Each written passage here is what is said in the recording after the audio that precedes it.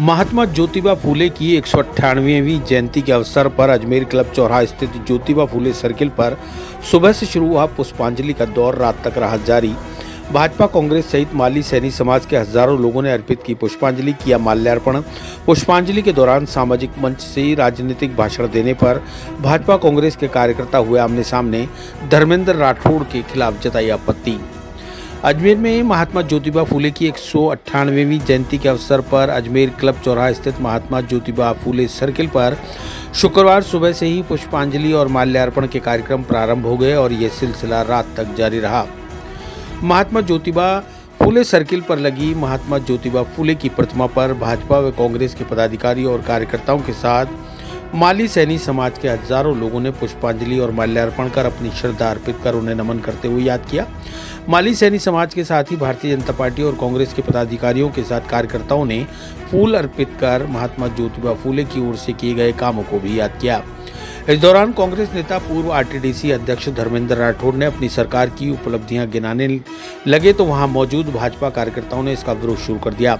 विरोध के बीच दोनों दलों के कार्यकर्ताओं ने नारेबाजी करते हुए हंगामा शुरू कर दिया। दरअसल कांग्रेस नेता धर्मेंद्र राठौड़ और पूर्व मुख्यमंत्री अशोक गहलोत के बेटे वैभव गहलोत भी शुक्रवार को महात्मा ज्योतिबा फूले की जयंती के अवसर पर पुष्पांजलि अर्पित करने आए हुए थे।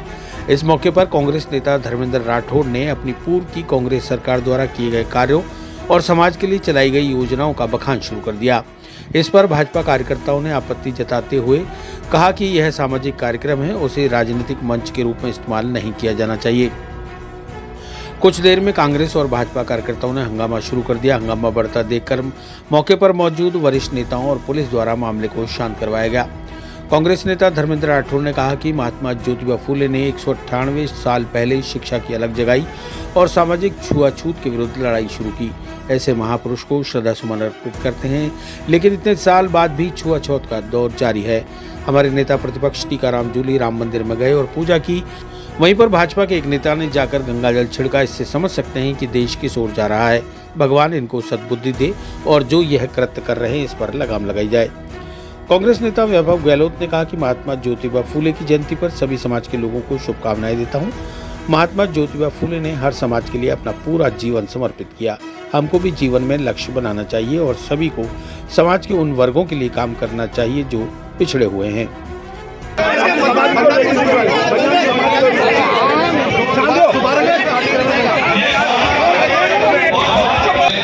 सबसे पहले बीड़ा उठाया महिला शिक्षा के लिए और पूरा देश आज महात्मा ज्योतिबा फूले को, मां सावित्रीबाई फूले को हमेशा हमेशा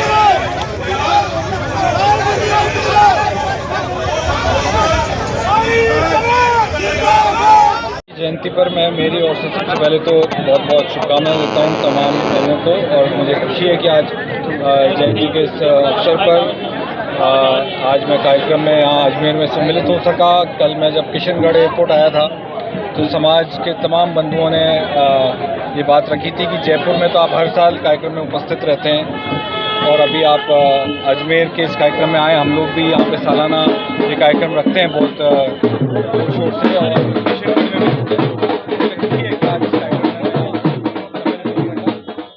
और मैं हम सब जो आज यहाँ शामिल हुए हैं, हम सबका ये ध्येय होना चाहिए कि जिस तरीके से महात्मा ज्योतिबा फूले और माँ सावित्रीबाई फूले ने अपना पूरा जीवन समाज के हर उस वर्ग के लिए अपना जीवन दिया, वो पिछड़े थे, दलित थे, चाहे पिछड़े समाज के थे, और उनको समाज की मुख्य धारा में जोड़ने का काम हमेशा महात्मा ज्योतिबा फूले ने अपने पूरे जीवन में किया। शिक्षा के क्षेत्र में जो उनका योगदान है उसको आने वाले युगों तक ये देश कभी भूल नहीं सकता महात्मा ज्योतिबा फूले जी के योगदान को। और मैं पुनः एक बार इस पूरे अजमेर समाज में और तमाम शुभकामनाएं। अच्छा, प्रदेश में कांग्रेस की स्थिति काफी कमजोर दिखाई देती है, क्या कहना चाहिए? क्या कह रहे हैं? स्थिति काफी कमजोर ऐसा कुछ नहीं है। इलेक्शन हुआ है और निश्चित तौर पे आने वाले समय में हम लोग राजस्थान में भी जिस तरह से मजबूती से विपक्ष की भूमिका निभा रहे हैं, आप देखेंगे कि अभी कांग्रेस का अधिवेशन हुआ है, जिलाध्यक्षों के लिए नए निर्णय हुए हैं कांग्रेस के अंदर। आप जोधपुर से चुनाव लड़ने की तैयारी कर रहे हैं, किस तरह से? देखिए, कौन कहाँ से चुनाव लड़ता है तो पार्टी हाईकमान और पार्टी की सेंट्रल इलेक्शन कमेटी तय करती है कि कौन कहाँ से चुनाव लड़ेगा। एक आरसीए को लेकर क्या कहना चाहते हैं? देखिए, मैंने पहले भी कहा कि जिस तरह से हमेशा राजस्थान क्रिकेट के खिलाड़ियों का अहित नहीं होना चाहिए, उनका नुकसान नहीं होना चाहिए। जो राजनीति चल रही है आरसीए के अंदर, उसके अंदर अफसोस होता है कि राजस्थान में खिलाड़ियों का नुकसान नहीं होना चाहिए। अभी क्या नुकसान हो रहा है खिलाड़ियों का? जिस तरह से अभी तक चुनाव नहीं करा पाए, मुझे इस्तीफा दिए हुए 1 साल से ज़्यादा हो गया, मगर अभी तक भी ये लोग आरसीए के चुनाव नहीं करा पाए। क्यों नहीं करा पाए, या तो ये चीज़ बताएं ये लोग, क्योंकि आज महात्मा ज्योतिबा फुले जी की जयंती है। हम सब अजमेर वासी उनको श्रद्धा सुमन अर्पित करते हैं, उनको याद करते हैं। 198वीं जयंती है उनकी।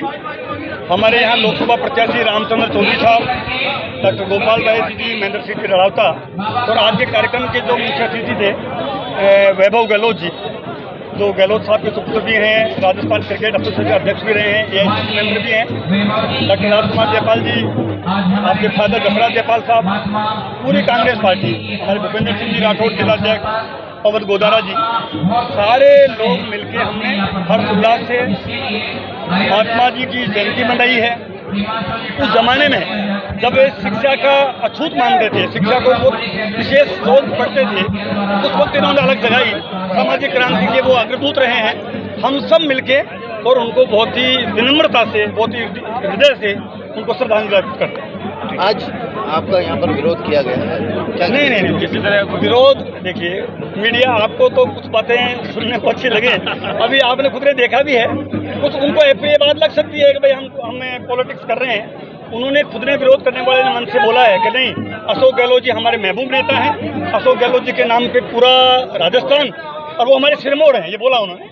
तो विरोध जैसी कोई बात नहीं, राजनीति है, विरोध प्रतिरोध तो ये तो सतत प्रक्रिया है, इसको एंजॉय करना चाहिए। नहीं, बीजेपी ने एक ट्रेंड बना लिया है, जहाँ कहीं भी अगर कांग्रेस ऐसा पहुँचते हैं तो वहाँ विरोध किया जाता है। तीसरी बार ये हो चुका है। क्या डेमोक्रेसी में विरोध करना कोई बुरी बात नहीं, लेकिन दुश्मनी रखना बुरी बात है। अगर आप विचारों से, हमारी पार्टी की विचारधारा अलग है, कांग्रेस पार्टी की विचारधारा अलग है। राहुल गांधी हमेशा कहते हैं हम मोहब्बत से इनको जीतेंगे। साहब के जो है जन्मदिन के तौर पर हमने एकत्रित हुए और अमिताभ बच्चन जी आई, तो हम उसका स्वागत करते हैं। परंतु हमने उनसे अनुरोध किया कि आप ज्योतिबा फुले पुष्पांजलि कर रहे हो और यहाँ पर माल्यार्पण करोगे, और आप पार्टी के कुछ लोग आके गंगा जल से भी नहीं धोएंगे इसको, ये सुनिश्चित करें वरना फिर बहुत भाग बढ़ जाएगा। इस अवसर पर भारतीय जनता पार्टी शहर जिला अध्यक्ष रमेश सोनी सहित भाजपा की वरिष्ठ पदाधिकारी और कार्यकर्ताओं के साथ ही विधानसभा अध्यक्ष वासुदेव देवनानी ने भी महात्मा ज्योतिबा फुले को पुष्पांजलि अर्पित की और उनके द्वारा बताए गए मार्ग पर चलने का आह्वान किया। विधानसभा अध्यक्ष वासुदेव देवनानी ने कहा कि महात्मा ज्योतिबा फुले की आज 198वीं जयंती है। इस अवसर पर मैं उन्हें नमन करता हूँ और याद करते हैं। उन्होंने जिस प्रकार से सामाजिक कुरीतियां समाप्त करने के लिए सर्व समाज में एक अभियान चलाया था, साथ ही महिला शिक्षा का शंखनाद किया था, ऐसे महापुरुषों के चरण में नमन करने का सौभाग्य मिला है। उन्होंने इस अवसर पर सभी शहरवासियों को महात्मा ज्योतिबा फुले जयंती की शुभकामनाएं प्रदान की। बहुत बहुत शुभकामनाएं देता हूँ, बधाई देता हूँ। महात्मा फुले जी ने जिस प्रकार से सामाजिक कुरीतियों के लिए संघर्ष किया, महिला शिक्षा को आगे बढ़ाया, तो आज भी सामने है। हम सबको उनके आदर्शों के चलते दर्शक समाज में नई क्रांति लाने वाले महात्मा ज्योतिबा फुले की 198वीं जयंती पर मैं माली समाज को, अजमेर वासियों को और प्रदेश वासियों को अपनी ओर से बहुत बहुत बधाई देता हूँ, नमन करता हूँ और साथ में महात्मा जी के चरणों में नमन करता हुआ जो उन्होंने सामाजिक कुरीतियों के खिलाफ एक शंखनाद किया, और महिला शिक्षा के बारे में उन्होंने जिस प्रकार के काम किए वह आज भी साम्यक है और हम सबके लिए प्रेरणादायी है। मैं अपेक्षा करता हूँ हम सब लोग केवल माली समाज नहीं, संपूर्ण समाज जो उनके प्रति श्रद्धा रखता है वह इस काम में आगे बढ़े और 2 वर्ष बाद जब हम उनकी दूसरी जन्म शताब्दी 200वीं जयंती मनाएं, उस समय हम सब मिलकर के भव्य कार्यक्रमों का आयोजन करें। और साथ में मेरा भी प्रयत्न रहेगा जनप्रतिनिधि के नाते इन 2 वर्षों में इस समाज को कोई न कोई नई सौगात मैं दे सकूं, इसका प्रयत्न करूं। चिरंजीवी भव भाग 1 7 चिरंजीवियों के रहस्य की वैज्ञानिक खोज करें। नरेश राघानी मधुकर की चिरंजीवी भव विज्ञान कथा और पौराणिक कथाओं का एक असाधारण मिश्रण है जो आपको प्राचीन हिंदू पुराणों के माध्यम से एक रोमांचकारी यात्रा पर ले चलेगी। हिंदी और अंग्रेजी में उपलब्ध है। अपनी कॉपी आज ही बुक करें।